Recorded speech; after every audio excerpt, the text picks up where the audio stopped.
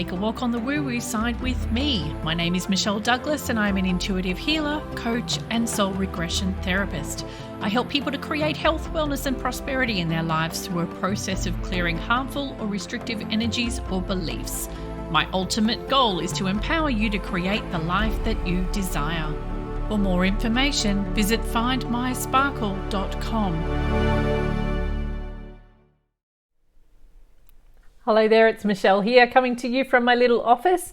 Today I wanted to talk about a little situation I had talking to my guides recently, and I've got a screen in front of me, so if I keep glancing over, it's not because I'm being rude, it's just because I want to make sure I cover everything that I'm going to tell you about. I've written a post about this on the blog, so if you go over to findmysparkle.com, you will see a post called How to Receive a Message from Your Guides. So basically what happened was I was listening to a podcast as I was driving along one day, and they were talking about a woman who had written in, and she was writing about, well, it was a listener question and stories segment that they were doing, I think. And so basically what had happened is she followed the steps that these people in this podcast had suggested, and she talks about the outcome. So I'm going to sort of read from my little article just so that you can understand what the hell I'm going on about.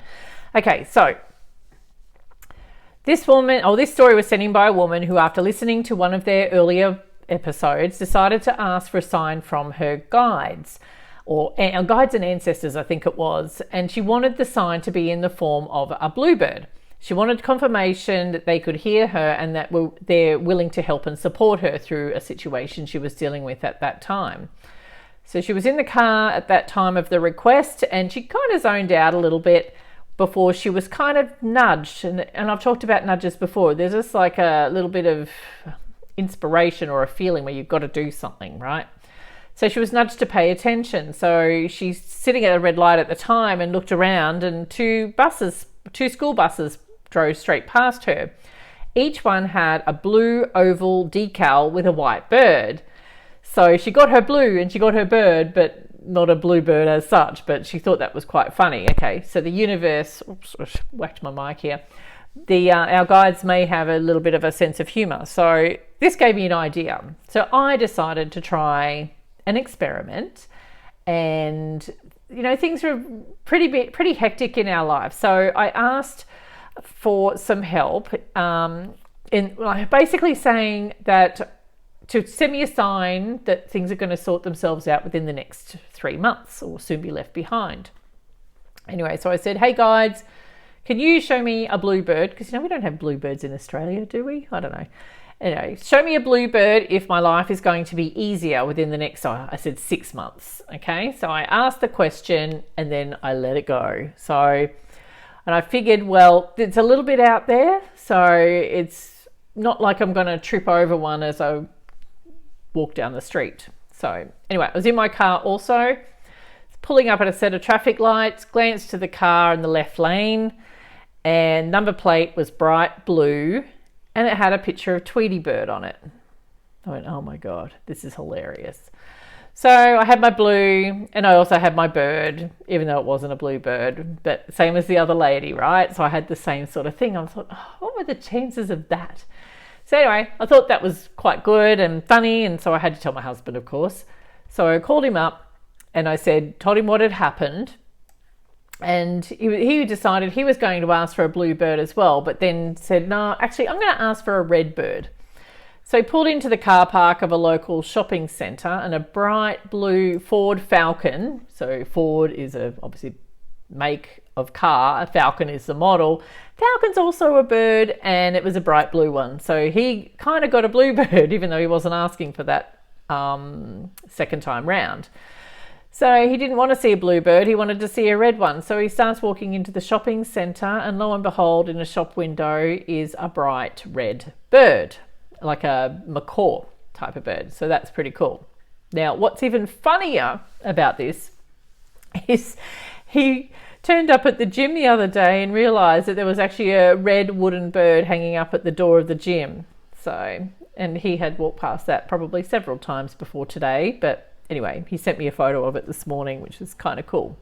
So if you want to ask your guides for a sign, don't make it so difficult that it's impossible for them to deliver, okay? So be specific about what you'd like them to show you and use a symbol that's not too common, but make sure it's not too uncommon as well. So, if you're asking for the Yeti to show up at your front door as your sign, that's probably not going to happen, right? So if you ask for a butterfly and there's millions of them flying around out the front of your house, that probably won't work as well. So you've got to have a bit of balance, and you might want to muck around with different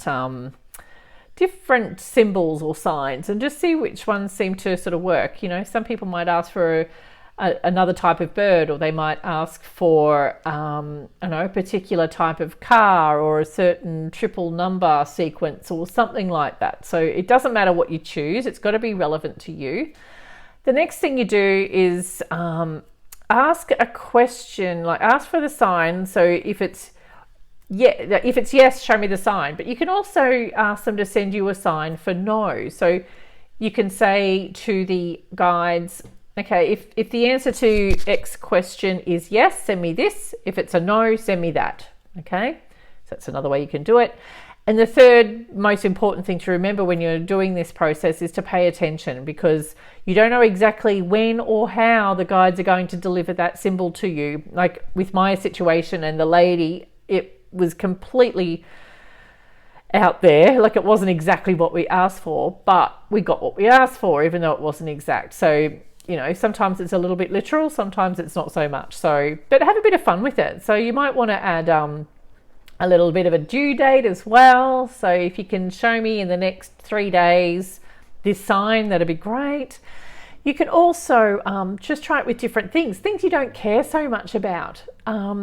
If there's a sporting team that you follow, and you're neither here nor there whether they win or not, like it doesn't really matter. You could ask about stuff like that. If you think they're going to win, tell me in the next 2 days if they are, and tell me in the next 2 days if they're not. One or the other. Another thing too is don't ask about, I asked about timelines. The guides, the people or the beings on the other side of the veil, so to speak, they're not good with time. So if they say something's going to happen in a month, don't take that for granted. Like, don't take that as gospel, because chances are it will not happen in a month. But it's possible, but they're not great. Another thing you can do is ask. So I've got some examples that I've actually put in my blog post as well. So definitely worth going over for a read if you wish. So a few things people have asked for signs about is, asking for signs that they're supporting you. If X situation is going to approve, if you're on your correct life path, if the decision you've made about a certain situation is the best way forward. What else have I got here? If I will meet my soulmate within this calendar year. Remember also, calendar year to them and to us, two different things. But it might give you a bit of hope that something's coming. If I'll get a new job soon, that sort of thing. So you can play with anything with this one. So get into it and just have a little bit of a play, and I'd love to hear how you go with it. Take care.